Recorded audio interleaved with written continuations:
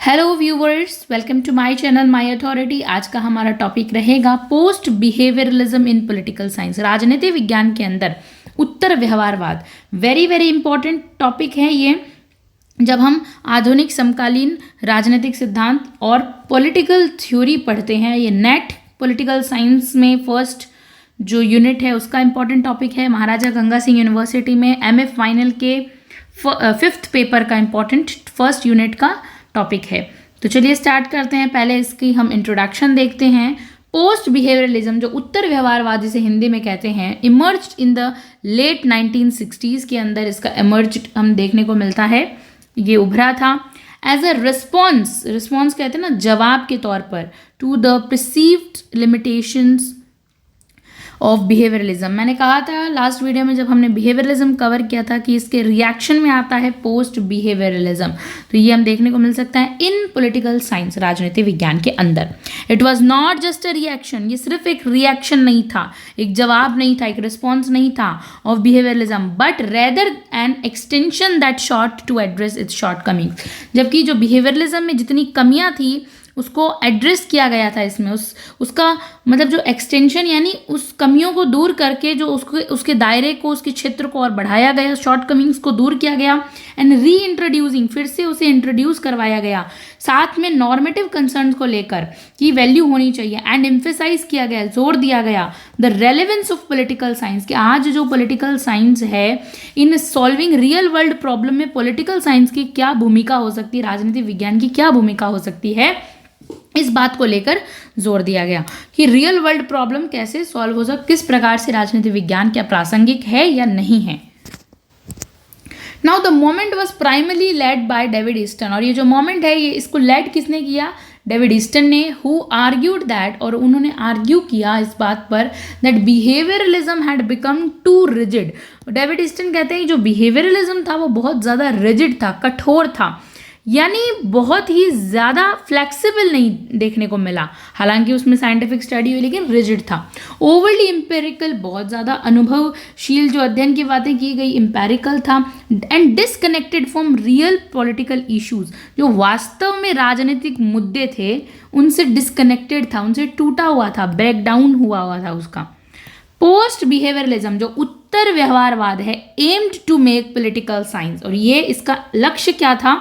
Political science को बहुत ज़्यादा सोशली, सामाजिक तौर पर प्रासंगिक बनाना, कि समाज के लिए उपयोगी हो, वैल्यू ड्रिवन हो, वैल्यू को साथ लेके चले। यहाँ पे वैल्यू का मतलब बार बार है एथिकल वैल्यू से है, हमारे न्याय, हमारी हर चीज़ जो बहुत ज़्यादा मूल्य जो हमारे होते हैं, जीवन के मूल्य, वो है वैल्यू। एंड एक्शन ओरिएंटेड बनाना, कि कार्य के प्रति अपने सजग रहे, एक्शन ओरिएंटेड रहे पॉलिटिकल साइंस। ये किसका एम था, ये किसका लक्ष्य था? पोस्ट बिहेवियरलिज्म का, राइट। अब हम डेफिनेशन देखते हैं पोस्ट बिहेवियरलिज्म की, उत्तर व्यवहारवाद की। Post behaviourism is an approach, ये एक ऐसी अप्रोच है इन पॉलिटिकल साइंस के अंदर that emerged as a reaction to the excessive emphasises on empirical methods in behaviouralism. Post behaviouralism का मतलब होता है ये एक रिएक्शन है, ठीक है। एक्सेसिव एम्फेसाइज जो हुआ था एम्पिरिकल मेथड्स पर, किस टाइम? बिहेवियरलिज्म के समय, उन सब चीज़ों का एक जवाब है कि ऐसा नहीं होना चाहिए, ठीक है। It advocates for normative concerns, ये बात करता है कि नॉर्मेटिव कंसर्न्स लेकर चलो, अपने मानक को मत भूलो, अपनी परंपराओं को मत भूलो, सोशल रिलेवेंस होना चाहिए, सामाजिक प्रासंगिकता बरकरार रखो, and the use of political science to address real world problem, यही इनके इंपॉर्टेंट कोर कंसर्न के पॉइंट्स हैं। रेदर देन फोकसिंग सोली, ना कि सिर्फ और सिर्फ आप ध्यान दीजिए किसी डाटा कलेक्शन पर, सिर्फ एब्स्ट्रैक्ट मतलब एक अमूर्त रूप से सिर्फ डाटा कलेक्शन किए जा रहे हो, ऐसा नहीं होना चाहिए। स्टैटिस्टिकल बातें कर रहे हो, एनालिसिस कर रहे हो, ऐसा नहीं। वैल्यू लेडन रखो, साथ में वैल्यू ड्रिवन होना चाहिए। David Easton defined post behaviouralism as, David Easton कैसे पोस्ट बिहेवियरलिज्म को डिफाइन करते हैं, ये डेफिनेशन है, हमें ऐसे ही कोट करना पड़ता है एग्जाम में। अ मोमेंट, एक ऐसा moment that seek to make political science, एक ऐसा मोमेंट है पोस्ट बिहेवियरलिज्म जो पॉलिटिकल साइंस यानी राजनीति विज्ञान को more relevant to societal needs by incorporating values के साथ लेकर, एथिक्स को साथ लेकर, प्रैक्टिकल एप्लीकेशंस को साथ लेकर, पॉलिटिकल साइंस को सोसाइटी के लिए मोर और मोर, ज़्यादा से ज़्यादा इंपॉर्टेंट और रेलेवेंट बनाता है, प्रासंगिक बनाता है, without rejecting scientific inquiry, post behaviouralism ये नहीं कहता कि साइंटिफिक इंक्वायरी मत कीजिए या एम्पिरिकल रिसर्च मत कीजिए, नहीं, सब कुछ करते हुए लेकिन अपने नॉर्म्स को मत भूलिए, अपनी वैल्यूज को मत भूलिए, ठीक है। नेक्स्ट हम बात करते हैं की फीचर्स, देखते हैं हम पोस्ट बिहेवियरलिज्म के। रेलेवेंस ओवर रिगर, यानी इसकी जो प्रासंगिकता है वो इंपॉर्टेंट है ज़्यादा से ज़्यादा। रिगर का मतलब होता है रिजिड, कोई चीज़ कठोर है वो नहीं होनी चाहिए, प्रासंगिक होना चाहिए। कठोर के बजाय प्रासंगिक बनाओ हर चीज़ को। ये फीचर्स हैं, किस चीज़ के फीचर हैं, किस चीज़ की विशेषताएं हैं पोस्ट बिहेवियरलिज्म की, ठीक है। 2 नंबर के क्वेश्चन में भी आ सकता है, what is the features of post behaviouralism, then you can write these point only, not the explanation but the point also. Political science should not only be scientifically rigorous, सिर्फ science पर rigid रहे, एकदम कठोर रहे कि हमें तो science के रूल्स एंड रेगुलेशंस की पालना करनी है, उससे एक ज़्यादा नहीं एक कम नहीं, एकदम अपने कठोर रहे अपने निर्णय पर, ऐसा भी नहीं है, ऐसा भी पॉलिटिकल साइंस को नहीं होना है। But also relevant, not only कि नहीं रहना है सिर्फ साइंस पे, लेकिन साथ साथ क्या लेकर चलना है, रेलिवेंट टू सोसाइटियल नीड्स, कि समाज की ज़रूरत क्या है उस चीज़ पर पॉलिटिकल साइंस को फोकस करना है, राजनीति विज्ञान को फोकस करना है। एक्शन ओरिएंटेड अप्रोच होनी चाहिए कि एक्शन जो है उसका रिजल्ट निकल कर आए, ऐसा एक्शन ओरिएंटेड होना चाहिए, कार्योन्मुखी होना चाहिए, right. Political scientist should engage in research, जितने भी पॉलिटिकल साइंटिस्ट थे वो इंगेज्ड होते हैं रिसर्च में, that leads to real world challenge, और ये किस चीज़ को लीड करता है, रियल वर्ल्ड चैलेंज को। Inclusion of normative concerns, inclusion मतलब शामिल करना, अपने अंदर समावेश करना नॉर्मेटिव कंसर्न्स का, जो मानक स्थापित किए गए उन सब चीज़ों को, जस्ट लाइक वैल्यूज, मूल्यों को, एथिक्स को एंड जस्टिस, न्याय को, should be central to political analysis. जब भी हम पॉलिटिकल साइंस को एनालिसिस करें, हमारे लिए जस्टिस, एथिक्स, वैल्यूज, ये सब क्या होनी चाहिए, सेंट्रल होना चाहिए, बीच में इन्हें रखा जाना चाहिए, एकदम सेंटर फिगर में। क्रिटिक ऑफ एक्सेसिव क्वांटिफिकेशन, ज़्यादा हम कहते हैं कि मापक और मेजरेबल थिंग्स को बहुत ज़्यादा क्रिटिक किया गया था। Over reliance on statistical method should not over shadow real political issue, आप ज़्यादा से ज़्यादा स्टैटिक्स प्रॉब्लम को सॉल्व करते रह जाएंगे, इससे ये ज़रूरी नहीं है कि आपकी रियल वर्ल्ड की प्रॉब्लम भी सॉल्व आउट हो जाएगी, तो इस बात का भी कंसर्न रख कर चलना चाहिए। इंटरडिसिप्लिनरी अप्रोच होना चाहिए, अंतर विषय हम कहते हैं ना, हर विषय के साथ जाने वाला। For example political science should integrates insights from other disciplines like sociology, समाजशास्त्र, अर्थशास्त्र और दर्शन शास्त्र के साथ, ये इसका इंटरडिसिप्लिनरी अप्रोच होना चाहिए, ठीक है। Political science is a tool for social change, अब जो पॉलिटिकल साइंस है वो एक टूल के रूप में काम करना चाहिए सोशल, सामाजिक चेंज में, सोशल चेंज के अंदर। स्कॉलर्स शुड एक्टिवली पार्टिसिपेट, जो स्कॉलर्स हैं वो एक्टिवली पार्टिसिपेट करें in solving pressing social and political problems. Tool का मतलब होता है यहाँ एक instrument, a type of instrument we can say that, एक तरह से कोई ऐसा शस्त्र, एक टूल हो कि समाज में बदलाव लेकर आ सकें, ये राजनीति विज्ञान का काम है। स्कॉलर्स शुड एक्टिवली पार्टिसिपेट, जितने भी स्कॉलर शिक्षाविद हैं बड़े बड़े और छोटे से छोटे, उनको पार्टिसिपेट करना है एक्टिवली, एकदम एक्टिव होके, ना कि पैसिव होके, participate in solving pressing social and political problem, समाज में जो आज दबाव बना हुआ है वैसी कोई भी प्रॉब्लम है उसको सॉल्व करने में अपना योगदान देना चाहिए। अवेयरनेस ऑफ कंटेम्प्रेरी इश्यूज, आज जो समकालीन इश्यूज हैं, मुद्दे हैं, उन पर बात करनी चाहिए, अवेयरनेस होनी चाहिए, सभी स्टूडेंट ऑफ पॉलिटिकल साइंस को उसके बारे में पता होना चाहिए। Political research should address urgent societal concerns, जो पॉलिटिकल रिसर्च हैं, पॉलिटिकल साइंस की रिसर्च शुड एड्रेस, उन रिसर्च को एड्रेस करना चाहिए अर्जेंट सोसाइटियल कंसर्न्स पे, यानी जितने भी सोसाइटी के कंसर्न्स हैं उस पर, such as inequality, war, civil rights and environmental issues. आज जितनी भी यूनिवर्सिटीज़ में रिसर्च हो रही है उनमें किन टॉपिक पे बात करनी चाहिए, कौन से हमें गैप ढूंढने हैं कि जो समाज के अंदर इनइक्वालिटी है उसे एड्रेस, सिविल राइट्स के बारे में वॉर है, टेंशन है, एनवायरमेंटल इश्यूज जो आज क्लाइमेटिक इशू बन चुका है, दिस इज़ वेरी इंपॉर्टेंट। आज ये राजनीति विज्ञान का एक इम्पॉर्टेंट पार्ट, एक इंटीग्रल पार्ट के रूप में उभर रहा है। भले ही environment is a topic of geography and we can say that, but ये हमारे देश का, हमारे पूरे पृथ्वी का इशू है, ठीक है, वर्ल्ड का इशू है, तो ये एक पार्ट है हमारे पढ़ने का। कंटेक्स्ट ऑफ इमरजेंस देखते हैं कि किन परिप्रेक्ष्य के अंदर जो है जो पोस्ट बिहेवियरलिज्म है उसका कंटेक्स्ट देखते हैं, इमरजेंस का, उद्भव का कारण और कैसी परिस्थितियों में। टाइम पीरियड था 1960s से 1970s तक के अंदर पोस्ट बिहेवियरलिज्म आता है। इन्फ्लुएंस ऑफ ग्लोबल इवेंट्स, और किन चीज़ों को जो है इन्फ्लुएंस रहता है इस पर, तो वियतनाम वॉर का रहता है, जो अमेरिका एंड वियतनाम के बीच में बहुत ही भयावह वॉर हुआ था। सिविल राइट मूवमेंट जो चलाया गया था उसका, कोल्ड वॉर टेंशंस थी उस टाइम, यूएसएसआर एंड यूएसए के बीच में कोल्ड वॉर सिचुएशन, उसकी tensions. Issues of social justice, और सोशल जस्टिस सामाजिक न्याय की, fuelled dissatisfaction with behaviourism, detachment from real world concerns. जो उस समय सोशल जस्टिस में एक डिससेटिस्फैक्शन छा गया था कि बिहेवियरलिज्म तो एक डिटैच्ड का काम कर रहा है, रियल वर्ल्ड की प्रॉब्लम को सॉल्व नहीं कर रहा है, उसके कारण ये सब इन्फ्लुएंस थे ग्लोबल इवेंट के। लीडिंग स्कॉलर थे David Easton, very very important नाम इनका बार बार आता है, David Easton, who first articulated the need for post behaviouralism. वो कहते हैं कि पोस्ट बिहेवियरलिज्म की ज़रूरत है, बहुत बहुत ज़रूरत है। इन 1969 में speech at the American political science association APSA conference के अंदर कहा था उन्होंने। कब कहा था? 1969 में। मेजर डिबेट हुई थी, द मोमेंट अरोज, उठा था यहाँ पे, in opposition to the scientific empirical value free nature of behaviouralism के अगेंस्ट इसकी डिबेट हुई थी। अब हम कंपैरिजन देखते हैं बिहेवियरलिज्म और पोस्ट बिहेवियरलिज्म में। 15 नंबर का क्वेश्चन आ सकता है कि what is the difference between this, तो हम इन पॉइंट्स के हिसाब से हमें एक्सप्लेन करना पड़ेगा।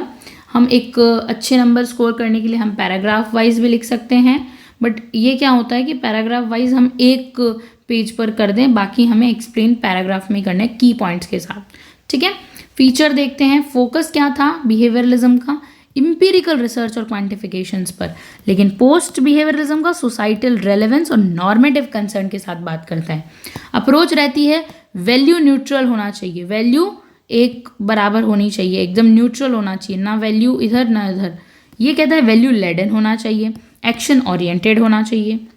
मेथड थे स्टैटिस्टिकल, मैथमेटिकल, इसके मेथड मिक्स थे, स्टैटिस्टिकल भी थे और क्वालिटेटिव एंड क्वांटिटेटिव दोनों रूप से गुण की बात की गई है और जो गणना है उसकी बात की गई है। नाउ की थिंकर हैं रॉबर्ट हल, डेविड ट्रूमैन बिहेवियरलिज्म के। पोस्ट बिहेवियरलिज्म में डेविड ईस्टन, चार्ल्स मेरियम, ठीक है।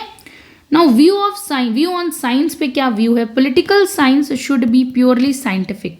पॉलिटिकल साइंस जो है बिहेवियरलिज्म वाले मानते हैं कि ये तो प्योर साइंस है, लेकिन जो पोस्ट बिहेवियरलिज्म है वो मानते हैं कि शुड सर्व ह्यूमैनिटी, साइंस के साथ साथ ह्यूमैनिटी को भी सर्व करता है, इसलिए ये ह्यूमनिस्टिक सब्जेक्ट है, मानव से जुड़ा हुआ है। Criticism of opposing approach, lack practical application था इसके अंदर, टू एब्स्ट्रैक्ट था, बहुत थ्योरी बर्डन था। लेस साइंटिफिक था, साइंटिफिक इतना नहीं था। रिगर, रिस्क ऑफ बायसेस इसमें देखने को मिलते हैं। दोनों के ही जो हैं अपने अपने तरीके से क्रिटिसाइज्ड हुए हैं। एग्जाम्पल ऑफ पोस्ट बिहेवियरलिज्म हम थोड़ा सा देखते हैं क्या क्या एग्जाम्पल देखने को मिलते हैं पोस्ट बिहेवियरलिज्म के। सबसे पहले सिविल राइट रिसर्च होती है, और ये जो सिविल राइट रिसर्च था इसमें स्टडी हुई थी रेशियल डिस्क्रिमिनेशन, रेशियल यानी जाति के आधार पर या कलर के आधार पर भेदभाव होना, and social justice such as those conducted during the US civil right movement. ये एग्जाम्पल है। पब्लिक पॉलिसी स्टडीज़ की जाती है पोस्ट बिहेवियरलिज्म इन एक्शन में कैसे देखने को मिलता है। इसके अंदर एनालिसिस ऑफ गवर्नमेंट, सरकार के एनालिसिस, नीतियों का इम्पैक्ट ऑन रियल पीपल की कैसे वास्तव में पॉलिसीज़ रियल पीपल पे इफेक्ट कर रही है, नॉट जस्ट एब्स्ट्रैक्ट मॉडल, सिर्फ पेपर में नहीं होनी चाहिए पॉलिसीज़, रियल लाइफ में इम्प्लीमेंट हुई या नहीं हुई, इस चीज़ की स्टडी करना। फेमिनिस्ट पॉलिटिकल साइंस है which is related with female gender equality, examining the gender based inequalities rather than just voting pattern. सिर्फ महिलाओं को वोट देने का अधिकार मिल जाए, इससे जेंडर इक्वालिटी नहीं डिसाइड होती है, बाकी उनको हर चीज़ का जो है इक्वल राइट्स मिलने चाहिए, not only on voting, just voting. Environmental policy politics होनी चाहिए। Research on climate change and sustainability, सतत विकास पर जोर दिया जाता है विद एक्टिविस्ट अप्रोच, और ऐसा दृष्टिकोण अपनाया जाता है जो कि बहुत एक्टिव है। ह्यूमन राइट्स एडवोकेसी की बात की जाती है। पॉलिटिकल साइंटिस्ट जितने भी वैज्ञानिक हैं, राजनीतिक वैज्ञानिक, इंगेजिंग इन रिसर्च, और वो किस चीज़ में इंगेज है? Research and activist against authoritarian regimes. ये जो अथॉरिटेरियन रीजिम्स हैं इनके खिलाफ जो है जितने भी ह्यूमन राइट वाले लोग हैं वो अगेंस्ट जाते हैं इनके, कि एक अथॉरिटेरियन नहीं होना चाहिए, कोई अपने आप में बहुत ज़्यादा उग्र ना हो। ठीक है, नाउ हम देखते हैं क्रिटिसिज्म ऑफ पोस्ट, इस सब चीज़ का क्रिटिसिज्म होता है, इसका भी हुआ है क्रिटिसिज्म ऑफ पोस्ट बिहेवियरलिज्म का, जिसके अंदर हम सबसे पहले बात करते हैं लैक ऑफ साइंटिफिक ऑब्जेक्टिविटी, यानी साइंटिफिक ऑब्जेक्टिविटी की जो है कमी है, साइंस कम है इसके अंदर। तो क्रिटिक आर्ग्यू, जितने भी आलोचक हैं वो कहते हैं, वो इस बात से आर्ग्यूमेंट करते हैं that prioritising values over empirical method reduces objectivity. जितने क्रिटिक आर्ग्यू करते हैं इस बात पे कि प्रायोरिटाइज करते हैं वैल्यूज़ को, कि वैल्यू को आप ज़्यादा बढ़ाइए ओवर इम्पेरिकल मेथड, जितने भी आपके साइंटिफिक मेथड्स हैं उनको कम कीजिए, ऑब्जेक्टिविटी को कम कीजिए, सब्जेक्टिव बनिए।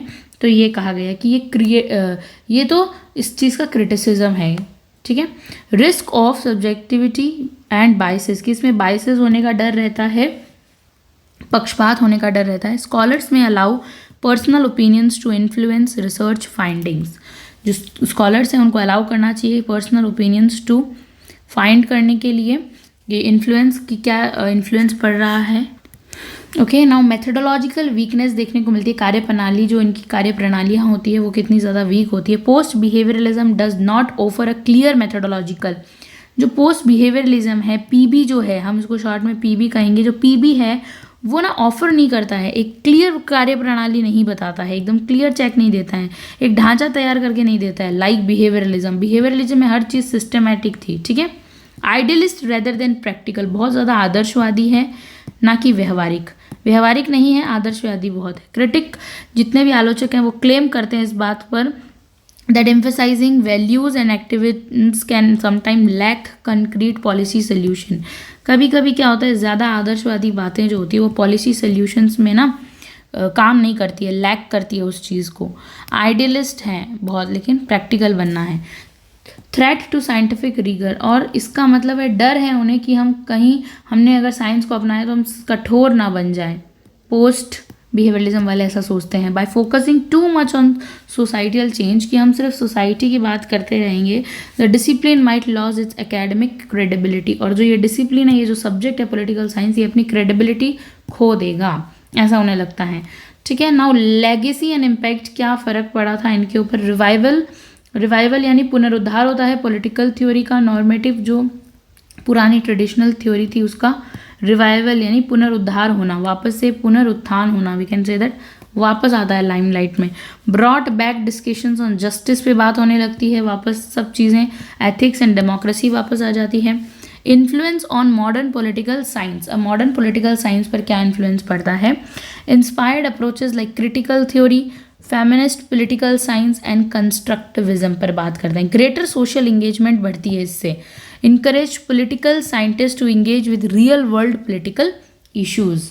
ठीक है, नाउ नेक्स्ट हम बात करते हैं कंक्लूजन की। पोस्ट बिहेवियरलिज्म जो था वॉज अ क्रूशियल मूवमेंट, बहुत इंपॉर्टेंट मूवमेंट है in political science, that reintroduce ethical and normative concerns, normative और एथिकल कंसर्न्स पे बात करता है, into field dominated by empirical method. It emphasise, जोर देता है सोशल रेलेवेंस पे, एक्टिविज्म और इंटरडिसिप्लिनरी अप्रोच होना चाहिए। Ensuring that political science remain connected to real world problem से कनेक्ट रहे, वाइल इट फेस्ड क्रिटिसिज्म, भले ही उसको आलोचनाएं मिले फॉर लैकिंग साइंटिफिक, चाहे वो कितना भी साइंस के प्रति कठोर है, ओके लेकिन फिर भी it contribution to study of politics remain significant रहा है, influencing modern political thought and research. और पोस्ट बिहेवियरलिज्म ने आज के मॉडर्न पॉलिटिकल थॉट को बहुत ज़्यादा इन्फ्लुएंस किया है। तो thank you so much for watching the video on post behaviouralism in political science.